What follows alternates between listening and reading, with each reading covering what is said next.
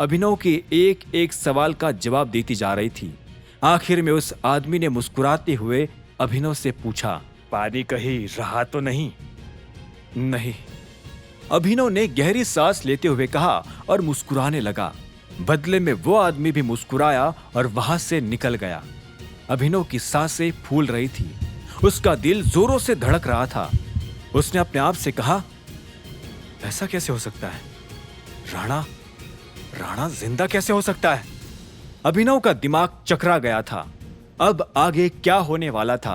क्या सच में वो आदमी राणा था या अभिनव को हो रहा था कोई वहम? इन सभी सवालों के जवाब जानने के लिए सुनते रहिए आगे। अभिनव जब सभी को हॉल में बैठाकर खुद वॉशरूम में गया तो वहां उसकी मुलाकात हुई राणा से। राणा अग्निहोत्री। अभिनव ने अपनी आंखों से राणा का चेहरा देखा था, लेकिन उसे फिर भी यह विश्वास नहीं हो रहा था कि ये राणा ही है। यह कैसे हो सकता है? राणा जिंदा कैसे हो सकता है? अभिनव ने अपने आप से सवाल किया। जो उसके सामने हकीकत में घट रहा था, अभिनव कभी उसकी कल्पना भी नहीं कर सकता था। लेकिन इसका यह मतलब भी नहीं था कि वो हकीकत को नकार दे, वो भी ऐसे मौके पर जब राणा उससे सिर्फ कुछ कदम की दूरी पर था। अभिनव ने पलटकर देखा तो पाया कि राणा कॉरिडोर में चलते हुए एलिवेटर की तरफ जा रहा था। अभिनव ने बिना कुछ सोचे उसका पीछा करना शुरू कर दिया। अगर वो सच में राणा था तो वो जिंदा था, तो अभिनव उससे बात करना चाहता था। वो राणा से पूछना चाहता था कि उसने अभिनव के बाप को क्यों मारा था। क्या उसने अभिनव की भी जान लेने की कोशिश की थी? अभिनव तेजी से राणा की तरफ दौड़ने लगा। उधर एलिवेटर का दरवाजा खुल चुका था। राणा ने उसमें दाखिल होने के लिए अपना पैर आगे बढ़ा दिया था।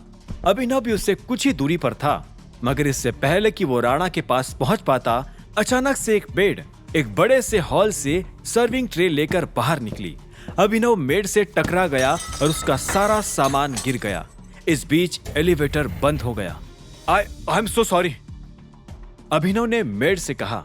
नो प्रॉब्लम सर, मेड ने कहा और नीचे गिरा हुआ सामान समेटने लगी।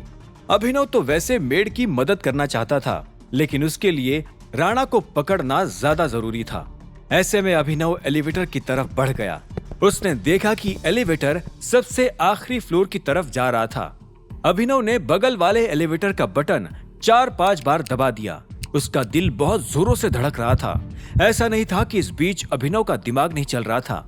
वो मन ही मन ये सोच रहा था कि अगर राणा जिंदा था तो उसके साथियों को इस बारे में कुछ मालूम क्यों नहीं था। अकरम ने अभिनव को ये बताया था कि राणा मर चुका था। हालांकि अभिनव ये तो जानता था कि वो कोई एक्सीडेंट नहीं था जिसमें राणा मारा गया था, लेकिन वो ये जरूर जानता था कि दाल में कुछ काला था। वो जो भी था, अभिनव के लिए ये पता लगाना इस वक्त सबसे ज्यादा जरूरी था। जैसे ही एलिवेटर का दरवाजा खुला, अभिनव ने देखा कि पहला एलिवेटर ऊपर आने लगा था। वो समझ गया था कि राणा एलिवेटर से नीचे उतर चुका था। अभिनव भी तुरंत एलिवेटर में दाखिल हुआ और नीचे बढ़ने लगा। जैसे ही वो नीचे उतरा तो वो तुरंत एलिवेटर से बाहर आया और इधर उधर देखने लगा। उसकी आंखें राणा को खोज रही थी। वहां काफी भीड़ थी और ऐसे में अभिनव के लिए राणा को ढूंढ पाना मुश्किल था। ये सोचकर अभिनव अपने ही ऊपर खिंच उठा। ठीक तभी उसे कुछ जाने पहचाने से कपड़े नजर आए। उसने देखा कि ये वही कपड़े थे जो राणा ने पहने हुए थे। अभिनव ने ये देखकर एक गहरी सांस ली और धीरे धीरे उसकी तरफ बढ़ने लगा। इस बीच अभिनव का फोन बज उठा। ये लक्ष्य का फोन था। फिर से अभिनव के दिल को एक झटका लगा। अगर लक्ष्य अभिनव को इस वक्त फोन कर रहा था तो इसका मतलब था कि वो अभिनव से कुछ जरूरी बात करना चाहता था।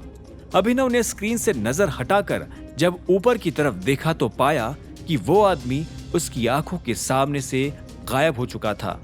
अभिनव ने फ्रस्ट्रेट होकर अपने बालों में हाथ फेरा और लक्ष्य को मन ही मन गाली देने लगा, लेकिन गाली देने से उसका काम नहीं चलने वाला था। लक्ष्य का फोन उठाना जरूरी था। ऐसे में वो होटल से बाहर निकल गया।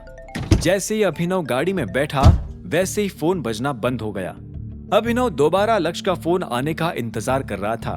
अगले ही पल लक्ष्य ने अभिनव को दोबारा फोन किया और इस बार अभिनव ने फोन उठाने में कोई देर नहीं की।